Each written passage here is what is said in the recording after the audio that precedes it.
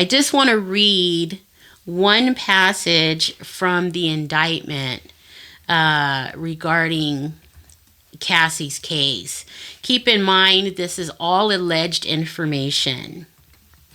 And it begins with saying, among other violent and unlawful acts, Mr. Combs raped Miss Ventura in her own home after she tried to leave him, often punched, beat, kicked, and stomped on Miss Ventura, resulting in bruises, burst lips, black eyes, and bleeding. Blew up a man's car after he learned he was romantically interested in Miss Ventura. Forced Miss Ventura to engage in sex acts with male sex workers while masturbating and filming the encounters. Ran out of his apartment with a firearm in pursuit of a rival industry executive whom he learned was nearby, which later in the indictment says it was Suge Knight. Demanded that Miss Ventura carry his firearm in her purse just to make her uncomfortable and demonstrate how dangerous he is.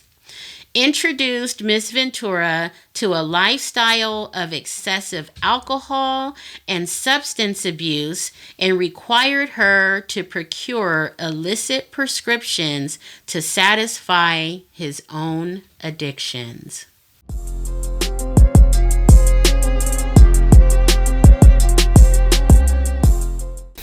Welcome back to the In the Deep End podcast. I am Cosmic. I'm Shanda. Today, you guys, we're going to talk about the infamous Diddy trial that is underway. And, you know, with Diddy and this whole situation, it's so funny because there's this sense of nostalgia that comes over me when I think about Diddy and Bad Boy Records and Notorious B.I.G. It kind of clouds my judgment. And a year ago or so, we did a podcast about Diddy and this whole situation. But of course, now we have so much more information. It's all coming out, and we will soon find out what Diddy's fate is. What are your thoughts about what's going on with Diddy and the case? You know, Diddy's in bad shape. I knew that from the beginning, once everything started coming out between the abuse with Cassie and others that, you know, came out, the baby oil ordeal with the drugs in it. Apparently he's on RICO charges now at this point as well. Diddy's in bad shape, and yeah, I have no form of nostalgic feelings towards Diddy or anything. That wasn't really my era of music. Of course, we all know the name, but as far as his influence on music, his music, did he have music? I think he did like a song or two, but primarily, you know, like Suge used to say, he was all in the videos. Right. All of his artists, you know, he had artists and he kind of tagged along on their stuff. Right. Primarily. So outside of just seeing him as a celebrity in certain lights and areas, I don't know too much about him, but yeah, he's in bad shape. You know what? Last year when we did the podcast, I was really rough on Cassie. Mm-hmm. But now that I have actually read the indictment, I feel differently about it. And what's all in the indictment? She talks about feeling forced coercion. Okay. And in order to maintain her career that was just starting, mm-hmm. She was kind of thrown into this fame, and of course it's exciting. You have, high hopes for yourself. You're getting money. So when all of this started, she kind of felt, based on the information that I read, she kind of felt like she was pressed to do these things in order for her career to continue to flourish. In fact, in some of the alleged statements, everybody around Diddy would tell her, if you don't do this, your career could be over. If you just go along, it'll be okay. So I think that she was just pressed. She didn't want to give up her newfound fame. And at the same time, she was hoping that maybe if I just do it this time. But little did she know, it turned into 10 years of this horrific treatment. Well, for me, I was always sympathetic towards Cassie and all the other people involved when it came to Diddy, but I don't see how this information changes your opinion, because ultimately it is still something you signed up for. Therefore, you made it a transactional experience. Okay, so... But it didn't work out for you. So how does that change your feelings about it from this video compared to the first one we did? Okay, is there a level of culpability on Cassie's part? Yes, that has not changed. However, I can see how she found herself in this horrific situation. Because psychologically speaking, there are people like the Stockholm Syndrome by way of work environment. I can see how certain people can get themselves in this situation. Now, yes, true enough, she wanted something out of it. And she thought that if she continued this relationship, that she would eventually get what she was after. However, it didn't work out that way. Now, that part I have not changed my mind on. But I can have empathy for her situation, because she thought that this is all I know how to do right now. So I'm going to try to make it work. Maybe I can handle the situation. Maybe I can. And it turned out she couldn't. He was a far larger force than I think that she anticipated. But the thing was, she could. Because she did deal with it and put up with it and went through all of it. And it just didn't work out for her career-wise. So, I don't know. It's interesting. That's an interesting perspective. I've always had sympathy for Cassie in the situation she was in, because I understand that, at the end of it all, some people are just weak and can be controlled, manipulated, abused. You can treat them any type of way, and that unfortunately that's just the case. And I hate people who take advantage of those people. So from just that alone, I've always had sympathy for Cassie in her situation. But so yeah. But too, in our podcast that we did last year, my major thing was, where was her family? Right. Where was her mom, dad, whatever the case? Did she not have someone she could go to? Didn't she leave at one point? Now, yes, in the indictment it said that her mom and dad went to the first apartment that Diddy was getting ready to rent for her in Manhattan. So they went to the apartment. She says they were kind of skeptical, like, why is he doing all this for you? Maybe you shouldn't. But at the end of the day, they said, okay, we feel okay about it, and the situation progressed. Also, after being beaten one time, she went back to Connecticut where her parents lived. They took pictures of the injuries, and then again she went back. So and this is my thing ultimately, It's very hard, although I do have sympathy for Cassie and her situation. It's very hard for me to look at people as victims when you sign up to be a victim. Now, something like that happens, you get jumped on the first time and you're like, oh shit. Okay, yeah, I see. I'm not about this. This terrible thing happened to me. I'm a survivor. But it's when you repeatedly put yourself in these positions. It's kind of like, don't complain about it. Because the first time, oh, okay, you were victimized. I even say maybe a second time.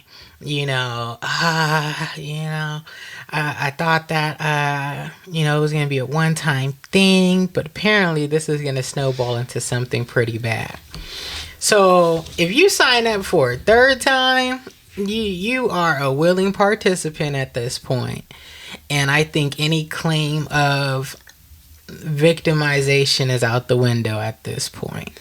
You're getting something out of this. I know for me, when I don't like something, I'm no longer going to participate in it. And if I choose to participate in it, I don't turn around and play victim later. It's, I made some really bad decisions that affected me very negatively to this day. But the whole, I don't know. But like I said, I understand that some people have this mindset of weakness or initial weakness.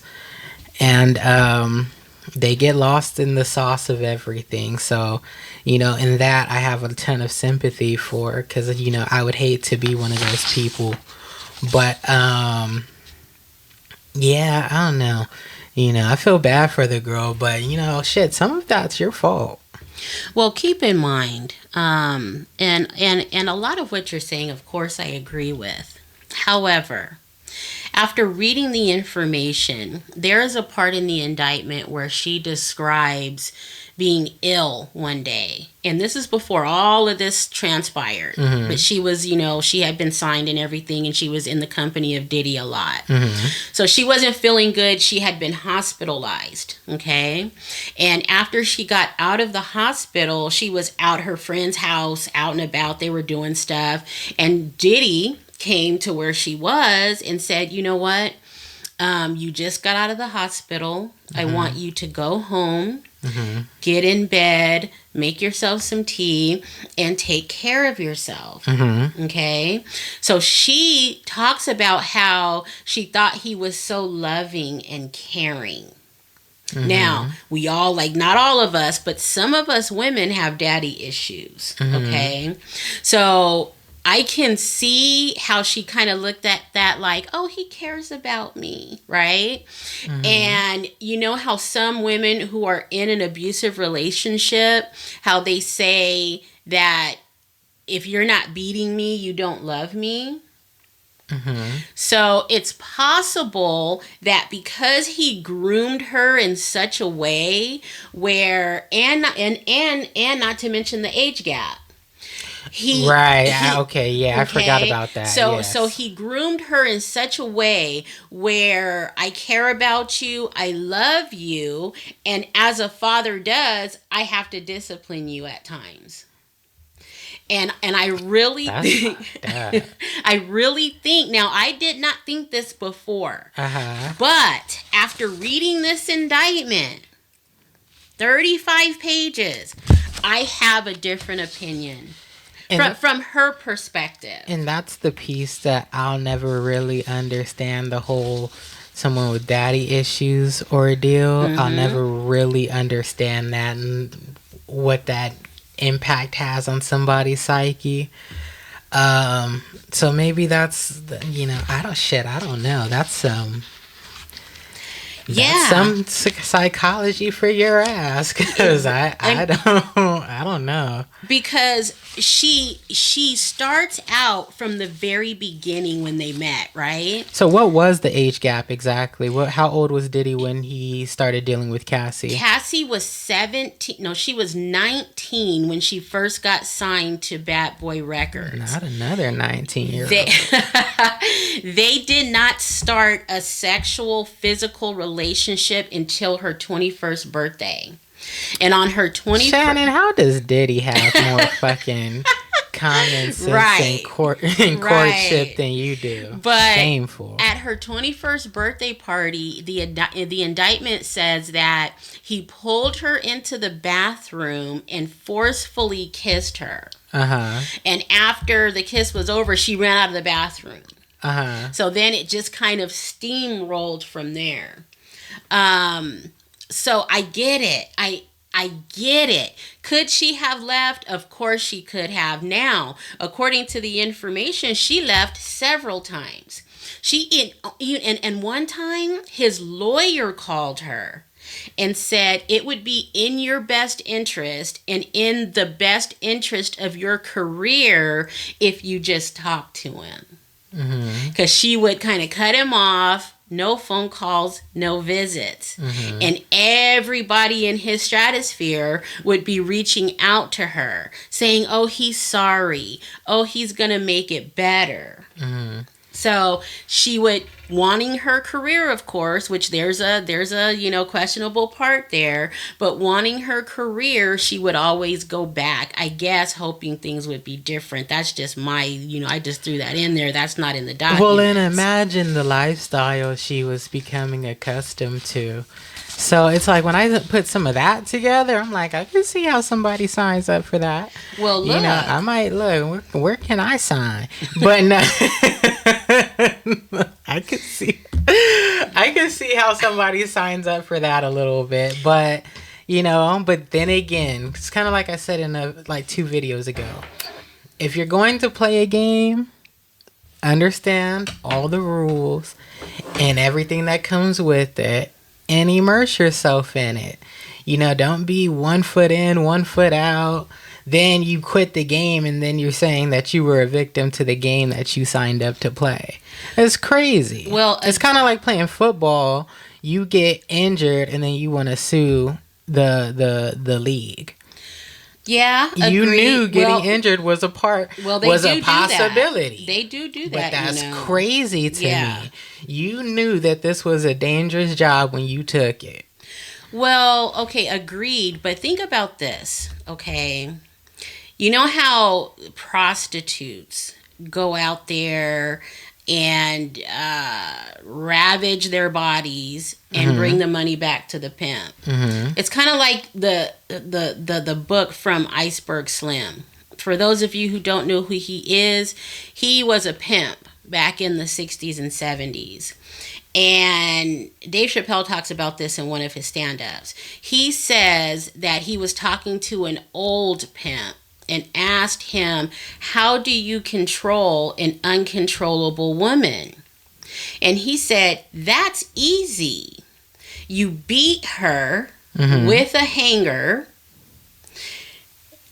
after, run a bath, give her the medication, and she'll be so grateful that you took care of her that she'll forget that you're the motherfucker that put her there in the first place.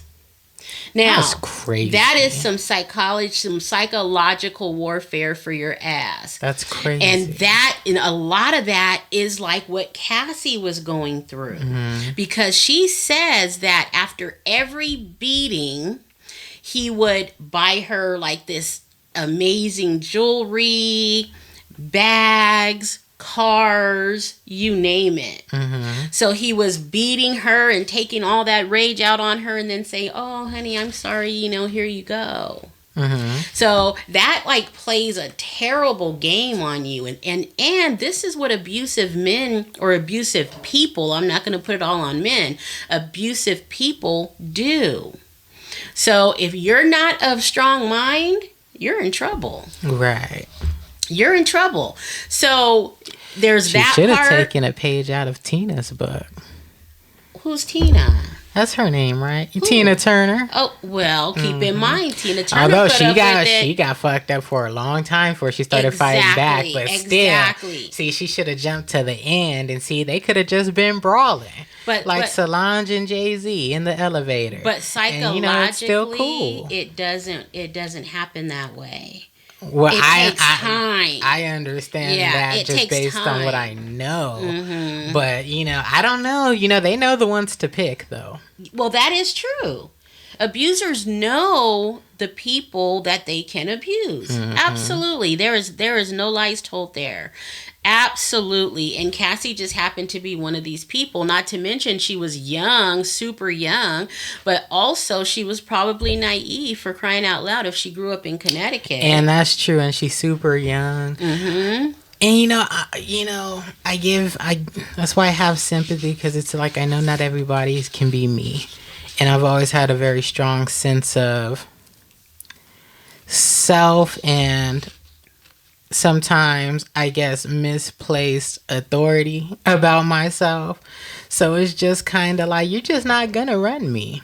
You're not going to do it. Now, we can sit up here and fight all day if that's what you want to do. But, to just let somebody run you like that is just so crazy to me. It happens every day. And then you turn around. It's like, I wonder what they think listening to their story as they're telling it. Like, what do they think of themselves? It's like, what do they realize, like, how kind of sorry you are when it comes to self-respect and self-confidence and just so many things, just does that ever register to them how weak that they are or were in that moment? Well, I can tell you... And do they feel any shame behind that? I can tell you my experience with my situation and my marriage. I didn't realize how effed up it really was until I was in this court-appointed class I had to go to. And we were all talking about our situations, right? Mm-hmm. So I was talking about my situation, and I heard how ridiculous it was. Mm-hmm. And I did not know until I heard myself talking about it. Mm-hmm. And not only was I out of the situation and the fog began to clear, mm-hmm. but then to hear myself telling someone else what my life is and was, mm-hmm. I was embarrassed. Mm-hmm. I was embarrassed.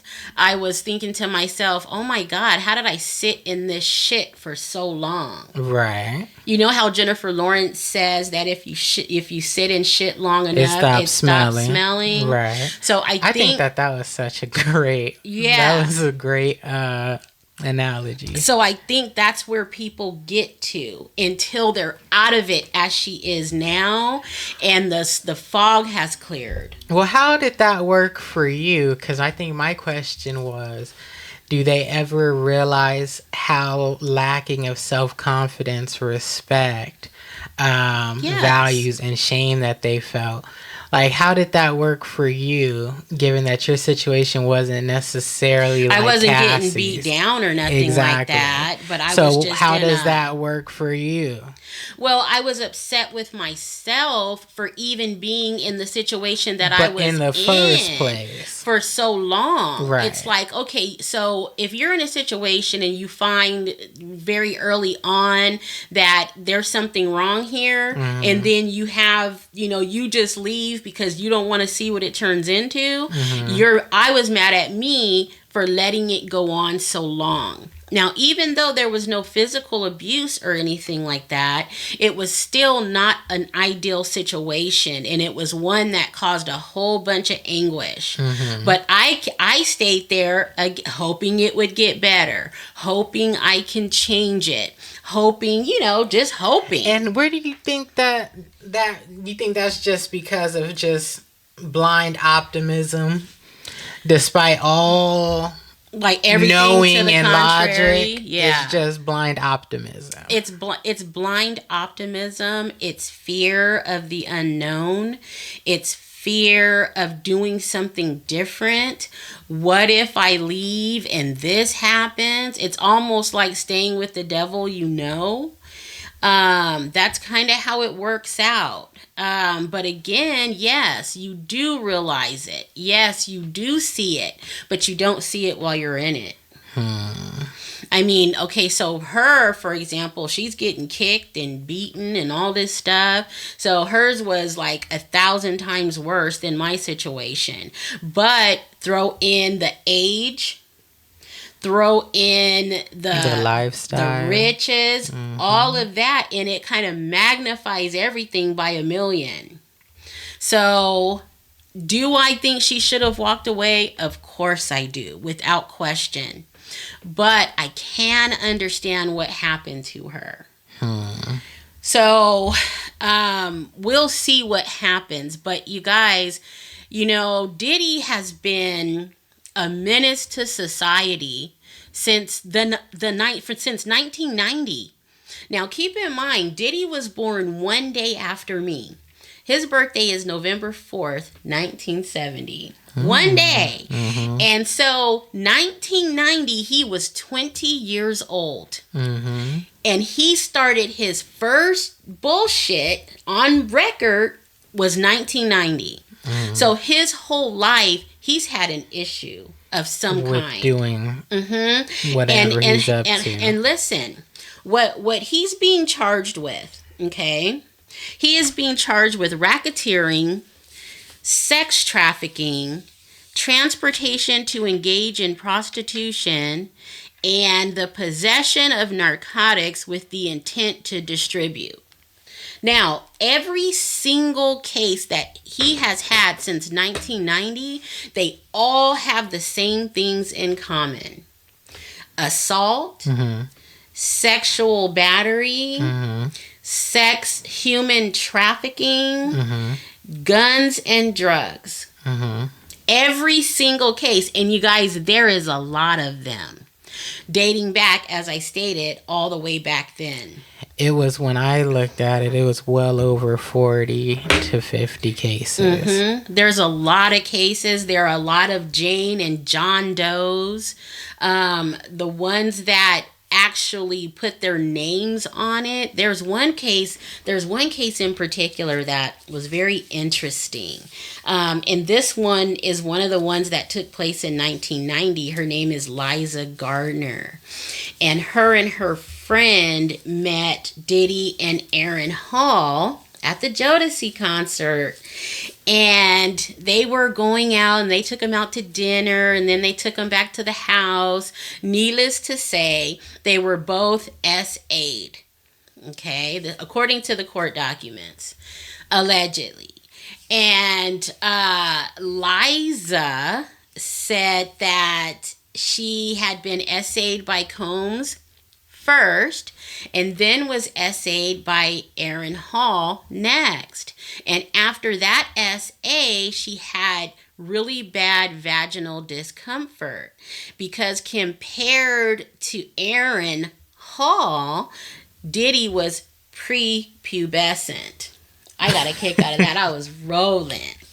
So he's been doing this for a very long time. And it just goes to show you, we hold these people up so high. And we don't know these people by any means. And I've always been one of those people who feels like that, I might have my favorite celebrities, but I've never been like this starstruck fan. Like, I've never been that immersed into one of these celebrities, because at the end of the day, they're just people, and who knows, who knows the kind of people they are. You know what I'm saying? It's almost like you're someone's biggest fan. They might not even like you in real life. Yeah, that's true. Or they do something bad to you, and then you're in a situation like, why would he? And I bought all his albums and the T-shirts. And I went to the concerts. And someone was like, I've never been that way, but I know a ton of people hold these celebrities at such a high standard, or put them on such a pedestal, It's crazy. But I think what happens is that, for me anyway, when I look back at these times, the times of Bad Boy Records, I was in my heyday, and everything was good. It brings back such nostalgic memories, and oh, I remember what I was doing when this came out, and it's like all of those things. But you don't know the people. Like, I get all up in arms, just like I was upset about Shannon. I was upset last year when this happened to Diddy. Remember, I kept saying, poor Diddy. You did. And you were all, poor Diddy. Poor Diddy, right. And I had to think about it. Like, why do I feel that way about people I don't even know? And it has to be the nostalgia, I mean, I don't know what else it could be. And that's an understandable nostalgia, or understandable perspective. And I can relate to that. But for me, I've always been more a fan of the art than the artist. And it's like, even though this person brought forth this, energy or song, created this atmosphere, I'm more nostalgic of the atmosphere than I am of the person who, brought it forward. Does that make sense? It does. And I think that most people should feel that way, enjoy the art, and hold the art in high regard, right? And not the person. But I don't know what it is. Just like the other day, I was driving to the post office, right, and I was listening to R. Kelly 12 play. And I was jamming too. But then, you know what? Something just clicked and said, you know what? It's a shame that we know all of this horrible stuff about these people, but we're still in there jamming to their hits. I'll still listen to Did You Get My Call? Right? Yeah. I love that song. I can't help it. Yeah, I listen to all of the canceled artists and everything. I do. I'm not gonna lie. Because the songs mean something to me. You've personalized it. Yeah. So I don't know. It is a weird dynamic. It really is. It is. Because we will argue you down to the ground about an artist or an athlete that we like. Crazy. Even though they're out there doing the most. And they're just the person at the end. And that's the kicker. And I don't think that that's what people really think about. Would you argue that? Would you have the same argument for somebody regular who did the same thing? Nope. And that's already know. And that's what you have to look at.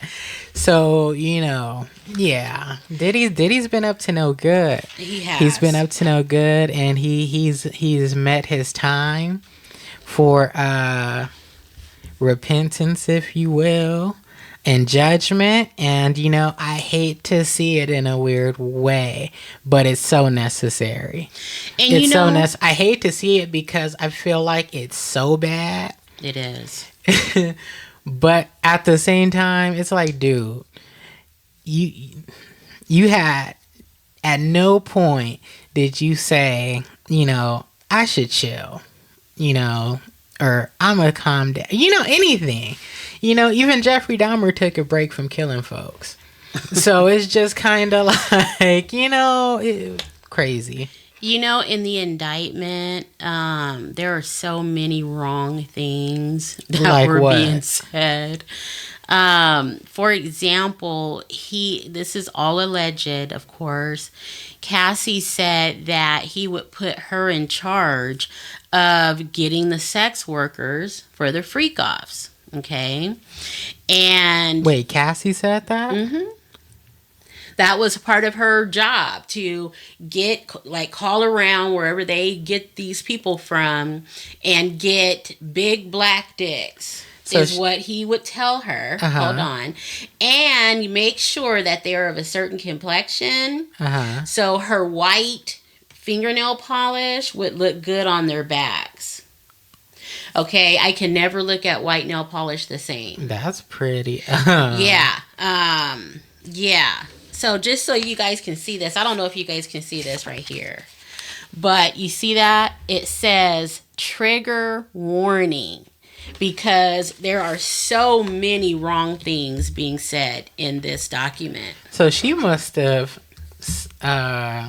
opted for immunity, Because if he's getting tried for these things and she's a part of everything that was going on, you would think she would be prosecuted as well. The reason I'm no lawyer, but the reason she probably isn't, it was because it was forcible coercion under the guise of fear. Okay, because keep in mind, throughout the entire document, she talks about anytime she's done something wrong, he would kick her in her face. Damn. Oh yeah, he would stomp on her back.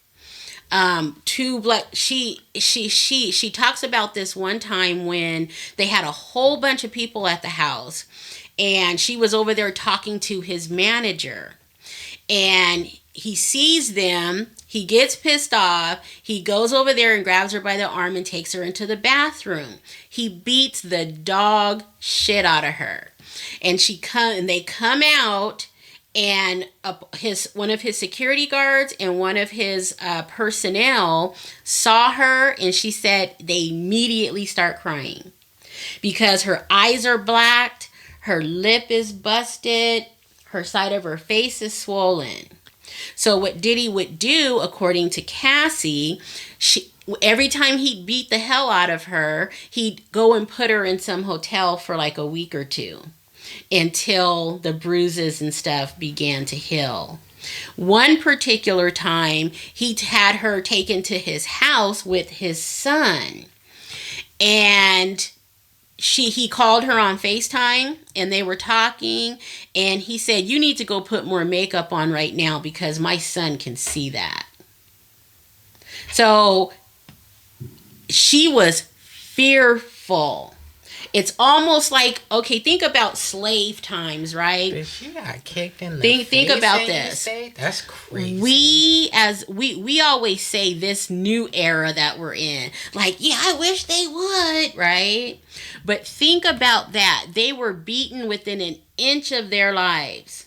Mm-hmm. And that puts a level of fear in you that is hard to overcome.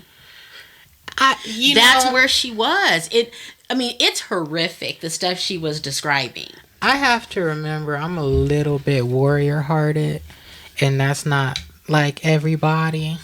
And most people are terrified of stuff like that. Of dying and being hurt. And getting hurt. And just because you're warrior hearted doesn't mean you're not afraid of anything. But it's just, there's something, it's almost like fear's like this invisible veil. And, only few are brave enough to walk through it. And on the other side, there's just this it's just different. It's a different vibe, different energy. Yeah. And most people are so terrified of that veil, though, they wouldn't dare cross it. Well, I think what happens is that you don't know about it at first, right? So you're like lion-hearted and you're out there doing your thing. And if you die, you die. But I think when you get beaten, right, many, many times, then you begin to fear the beating. It's not even necessarily death. It's fearing the beating and the pain that follows. But this is what I mean when I say warrior-hearted. Is because after the first time you get jumped on like that and you feel it, and don't let me feel trapped. Mm-hmm. The whole murder scheme, it should already be in the works. Well, it's almost like either we're gonna run this and we're gonna get caught, or we're gonna try to set it up in a way. The wheels got to start turning at that point. Cause especially if you feel cornered and you can't just leave the situation. Yeah. So for me, it's almost like I don't understand that because you'd be dead. Well, I can definitely understand where you're going with that. But being that, now think about this, being that it's actually her job. Okay, think about it this way. It's actually her job.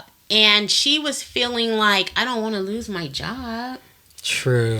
And that's why the record companies are also being sued. They are part of the defendant list. It's not just Diddy. It's also MCA Records. I'm sorry, it's Epic Records, who are a part of the parties involved in the suit. So because she was at work, so not only did this happen on a personal level with this man that you have this so-called relationship with, but it also happened on the job. So whoever you were signed under with the record company, Bad Boy Records, Diddy Enterprises, who else is Bad Boy Entertainment, Sean Combs himself, Bad Boy LLC, Combs Enterprises, and defendant Doe Corporations 1 through 10. So she's suing everybody, but think about it. Being at work, you have no HR department to go to. You have nobody to complain to outside of the police, which is what she should have done. But think about it from an employee standpoint. And that's another thing that kind of changed my heart a little bit on this, is because she was at work. Now, she felt she was being forced to do these things. And if you don't do them, I'm going to beat you within an inch of your life. So she was calling, big dicks up to come and freak off. Right. He even made her have a freak off on her birthday one year. Terrible. You can never have a birthday again. It's like, oh my God. one. So... And although, I hear what you're saying and everything, and I can apply it to someone else. But as far as me goes, you get kicked in your face. Yep. I mean, work is irrelevant at that point. The job. Agreed. And, certain things just don't really matter that much at that point. But I think she was so deep into it at that point.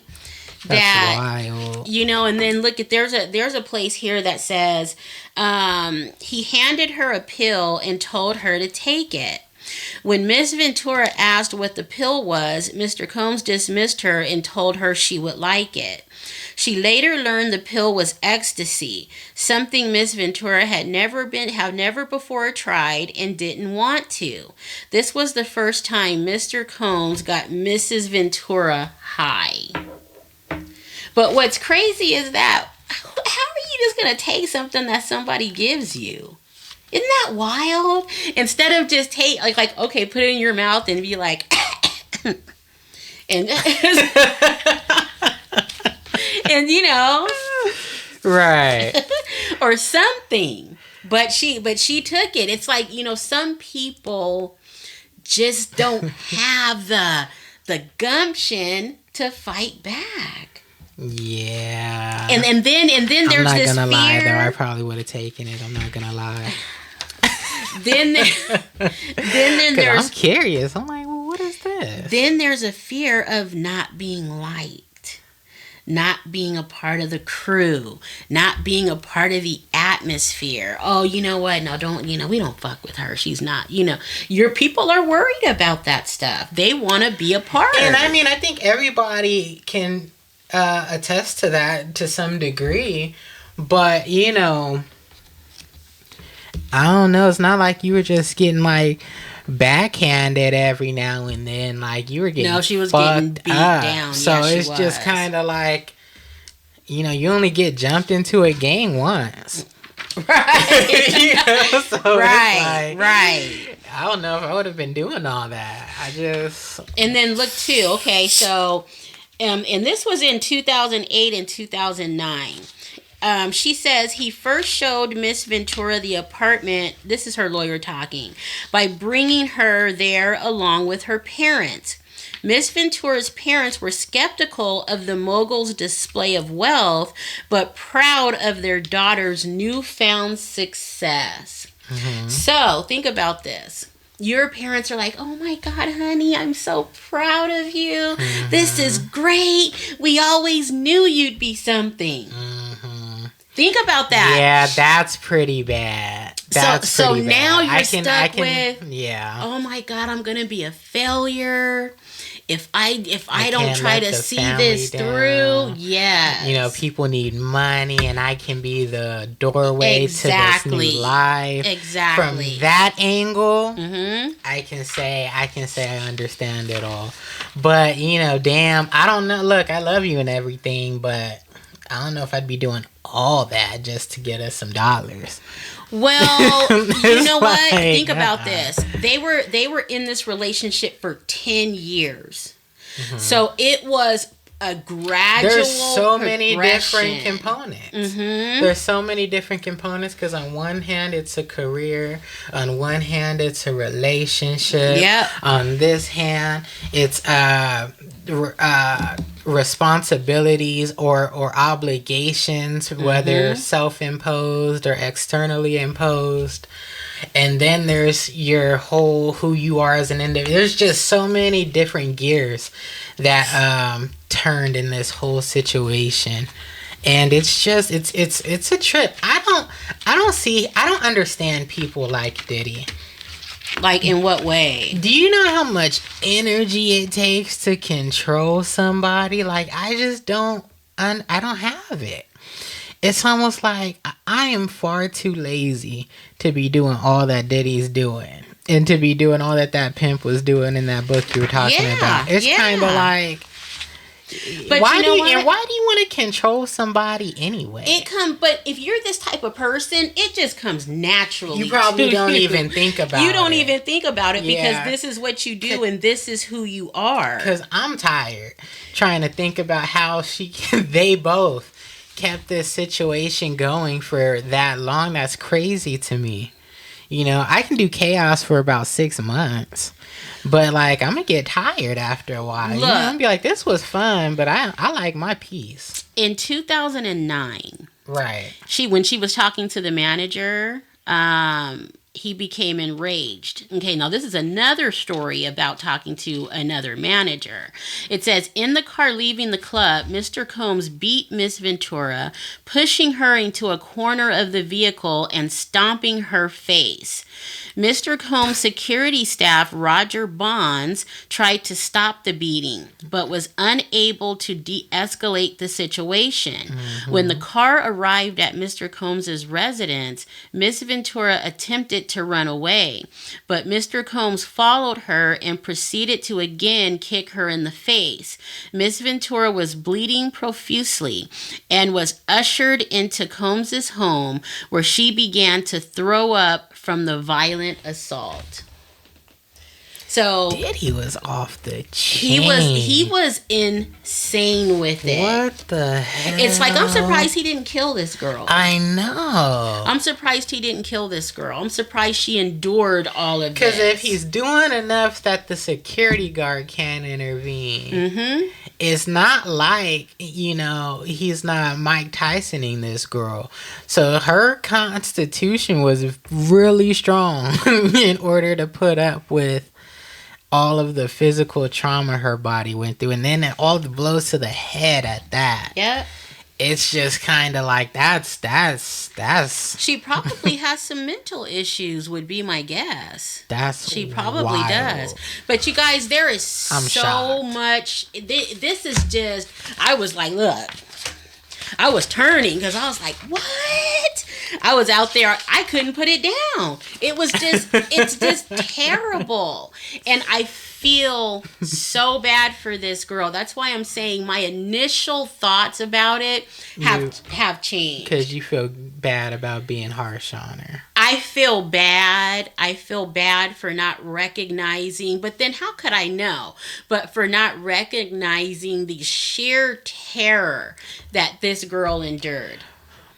Although it's unimaginable because you don't really know unless you know. Yeah. Because, you know, but for me, I'm a person where I have a pretty decent imagination. And when I seen that he was walking in the hotel, in the hallways of the hotel, in nothing but a towel, looking to jump on this girl and dragging this girl down the hall, I had a pretty good idea of how much of a monster he was. But to hear like that was just a it's glimpse. almost like this stuff. It was a glimpse. This stuff I'm hearing, although it's not surprising It's that still he did shocking. it's still shocking, and it's kind of like, bitch, why did you put up with that? Yeah. Why, like? And then look at how sick this is. It says, at certain points during Mrs. Ventura and Mr. Combs's relationship, he would insist on a freak off weekly. Mr. Combs would repeatedly tell Miss Ventura that this practice was our thing, our secret. So this is when it first started. And then it grew into this huge thing where everybody knew about it. But he was calling them freak-offs way before anybody else knew about it. So this, like, every time he'd say it's time for a freak-off, she said she would just cringe. And she told him at some point, I don't want to. And of course she'd get beaten. So it's like you either be doing do it one for about a week or two. You'll be staying up there in the right. That's gotta weigh in the out. 4 seasons. Yeah. So it was horrific for this girl. Now, again, why didn't she just leave? Well, that's a question that only she can answer. But as far as this stuff goes and how abuse works on the mind, I could see why she was caught between a rock and a hard place. I can see it. I can see it. What her zodiac sign was. And also, she talks about how she was given ecstasy, cocaine, GHB, ketamine, marijuana, and alcohol in excessive amounts during the freak-offs. All at once? It doesn't say that. It just says she was given all of these things. And it said, which allowed her to disassociate during these horrific encounters. And then she talks about how, that, as we've all heard, it became commonplace to get IV fluids in the days after the freak-off to recover from the excessive substances pushed upon her. That's crazy. And it says Miss Ventura was required to dress up in lingerie for the freak-off, and Mr. Combs insisted she wear white nail polish to contrast her nails with the skin of the black men hired to have sex with her. And it says Mr. Combs would say things like, grab that black dick, and ask her, how does it feel, as he directed her to perform for him. So, the poor girl was in a shitstorm and didn't know how to get out. She was living a real life nightmare. She was living a real life nightmare. This pretty girl that only wanted to be Beyonce one day. So here we are, getting ready to see this trial play out. I don't know. And what kills me is that Diddy's not even pleading guilty. Which is insane. That's insane. It's just kind of like, what would... And you guys, look at this sick shit. On one occasion, he sat next to her on a flight and made her watch a video she thought she had deleted, which is a video of her in the freak-off, reinforcing her inability to escape and the immense power he held over her. Oh, because basically, if you leave, I'm going to release your tapes. Yeah, it's just... Damn. The whole thing is insane. See, she should have killed him. Okay. See... It's almost like, don't put me in no position like that. It's almost like... Isn't that crazy? It's like, okay, so even when you're on your off days, you still have to be reminded of this horrific shit you're doing and being made to do. And not to mention, she talks about earlier in the indictment that he was still with Kim Porter. So it's just, it is the worst situation I think I've ever heard or read. Even fiction. This is like terrible.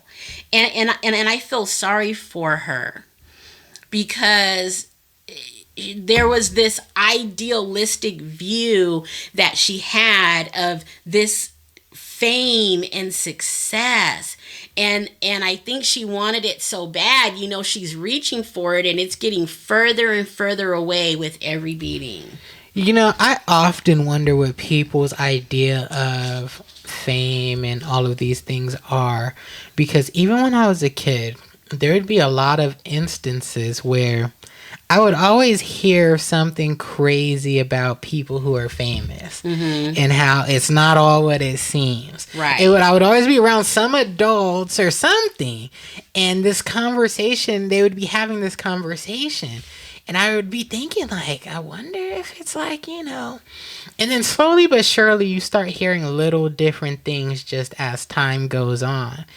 And it's like, now we're here. Now I'm at where I'm at today. And maybe that's why I'm never really surprised about everything that you hear going on in the industry. And in several different industries, whether that be music, whether that be film. Right. Sports, whatever it is. I've always heard that there's always this fine print in it all. Always. And I just wonder what other people's experiences and understanding of that is. Can someone relate to that, or do many people relate to that? Yeah, Cassie, damn, I couldn't have been me. It's almost like Rihanna, right? Everybody sees Rihanna as a victim, right? She got beat down. Oh, you mean Chris? Yeah. You know, beat down. She looked bad. And she's like, you know, I love him and everything, want to go back, but what example would that be? Which and I never totally went commend back. her for. I totally commend her for Never that. went back. So, you know. First time, I'm out. Yeah, no, that first time she was done. I remember seeing it. I was on YouTube, watching YouTube on TV, and I remember just jaw dropped that Rihanna's face was looking how it was looking. Yeah. And you know, So- people say, why didn't she call the police? Why didn't she call the police? Because everybody knows you call the police on a black man, they'll be there quick, fast, and in a hurry. But that's what I always thought. But listening and reading some of this content, I'm like, okay. So let me read this excerpt. It says, in addition, any suggestion that Miss Ventura would refuse the freak off or otherwise report Mr. Combs's abuse was met with ultimatums by Mr. Combs, who would say Miss Ventura could not go to the police because she had a lot to lose. Around August 2015, for example, in the middle of a surprise birthday dinner for Miss Ventura's 29th birthday, Mr. Combs insisted that Miss Ventura leave the party and go to the hotel for a freak-off. She didn't want to go because it was her birthday. He picked up one of Miss Ventura's friends like a child and dangled the friend over the balcony of the 17th floor hotel suite. So he was like instilling fear like no other. So she's like, oh my, like, don't kill my friend. Oh my God. Diddy. Yeah. Oh my God. It is insanely wild. It's insane. So I think the lesson for me is, you know, never judge until you know all the information. It's not funny, but like, that's crazy.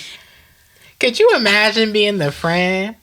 No. Like, wait. Like, This happens a lot within this document. He's choking folks, slapping.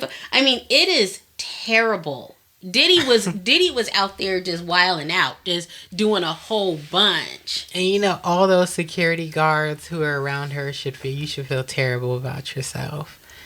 You know, you guys could have gotten together and did something.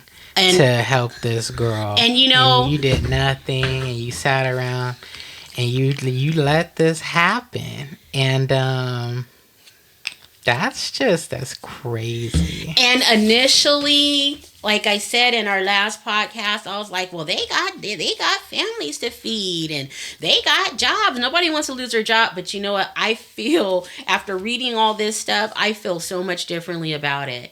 Because it's one thing to witness, your boss or your friend jumping on their significant other one time and you've been around them for years and it's never happened before. But all the time... And like I said, she's not beat down. Yeah, she's not just getting like slapped into the wall. She's getting she's getting genuinely beaten within an inch of her life. So that's just, I don't know how they stood around for and so watched long it. and watched that. It's all like, the fuck. I'd be mad at Cassidy. I'd be like, the fuck are you crying for? Help me. It's like, you're busy crying. I should be crying. It's like, what are you crying for? He was constantly threatening her. Like, no matter what the circumstance, he was constantly threatening her. For example, during this freak-off, Mr. Combs found Miss Ventura's phone and found emails between her and Kid Cudi. Mr. Combs became enraged and proceeded to place a manual corkscrew between his fingers and lunged at Miss Ventura. So he was constantly threatening. Like, no matter what it was. She also goes on to say that Diddy did blow up Kid Cudi's car. And he said, watch and see how I don't play. Within 15 minutes, the car blew up. So, yeah, he's insane. Apparently, he's an OG crash out. He is insane. And then she says, feeling like she could not escape Mr. Combs and his network of enforcers, Miss Ventura returned to Mr. Combs. He hit her several times and then kicked her in the back as she tried to run out of the door. So this poor girl, I could sit here and read the entire indictment to you guys, but of course we're not going to do that. But you guys go and check it out because it's disturbing. I can't have any sympathy at this point for Diddy. I once did, but after reading this, now keep in mind all of this is alleged. However, after reading some of the other cases that I've read against him, you guys, they all say the same things. So everybody can't be wrong. And I'm sure a lot of these people don't even know each other. They could, but I'm assuming most of them don't, because they've happened in such different time frames. So this madman was not only terrorizing this girl, but anybody who was in his sights. And he was a madman. It's like, I don't even know how you do Mortal Kombat combos on the girl. And she's all thin, I'm not sure how she took all of these savage beatings. I don't know either. It's amazing, to be honest. It's a testament, really. Yeah, it really is. So, I hope they put him under the jail. I really, really do. They need to just go on ahead and give him the chair. Yeah, it's too much. It's too much.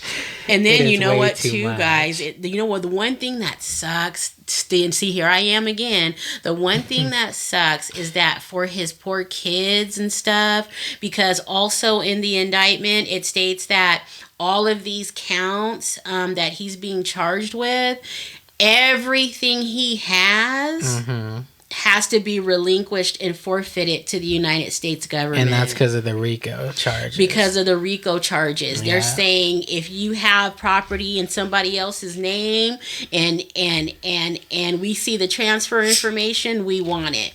If you have sold property in the X amount of time previous to this, we want it. If you have shared property with somebody, we want your half. They want everything. So that means everything that he worked for is gone. His kids don't have his legacy to live on. Nothing. So it's like, why do this shit? Why? It's like, is it that serious? You know what? When it comes to Diddy, I can't even say why do it, because everything that he worked, it's so ingrained and intertwined with his success that his discrepancies are his success. So it's almost like everything that he built has some form of this malice and no good deeds laced in it. So, you got to pull it all out by the root. Everything, the tree that we saw, it's rotted from the inside out. It looks good on the outside, but it's rotted from the inside out. So it's terrible. It's not what we think. His legacy wasn't what we thought it was. At most we can say he was rich, but as far as legacy goes, it's like, who knows? Probably assaulted most, if not all, of his signees. Mm-hmm. It's some shit. I don't know. I it's very rare that you hear of someone like Diddy in real life. In real life, right? And not so even fiction, right? And so I'm just like shocked at how crazy this dude was.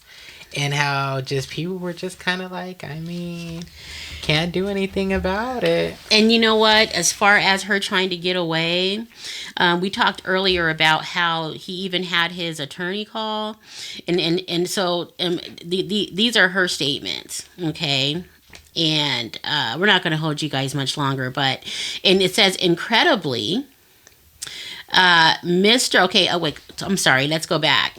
A woman who worked at Sony Music reached out to her with a similar ultimatum concerning her record. Incredibly, Mr. Combs even convinced one of his attorneys to call Miss Ventura at this time. This lawyer told Miss Ventura that it's in your best interest to call Mr. Combs back. Each time Miss Ventura tried to run away, Mr. Combs and his powerful network would force her back to him. Mr. Combs' tight hold over her life had irreparable damaged her friendships. Around 2018, when Miss Ventura was with her friend Carrie Morgan in her house, Mr. Combs used his key to Miss Ventura's house and came in unannounced. He and Miss Morgan had an altercation, during which Mr. Combs threw a hanger at Miss Morgan. Upon information and belief, the incident resulted in a settlement. So anybody he came in contact with, it wouldn't matter if it was Cassie or anybody, he'd assault them in some way. It's just this guy's. We'll see what happens, you guys. We'll see what happens. We know what's gonna happen. It's just gonna be a spectacle to watch. Do you guys know if it's gonna be televised or not? If you guys know, please let us know when and where, because I'm gonna be like glued to the TV about it. If not, the documentaries in a couple years are gonna be fire. Yeah. So anyway, do you have anything else to say about this whole debacle? I don't have anything to say other than Man. There are some forces of nature out here that walk among us. And yes, there are. And Diddy was one of them, apparently. Is one of them. Because he's probably terrorizing the prisoners. It's like he's probably terrorizing them too. He probably is. Because he's just one of those people. Yeah. So all he's doing is taking his money and influence into the jail system. Well, that's all I have to say. That's our spiel on Diddy the Terrorizer. Yeah. Thanks for watching, guys. Bye.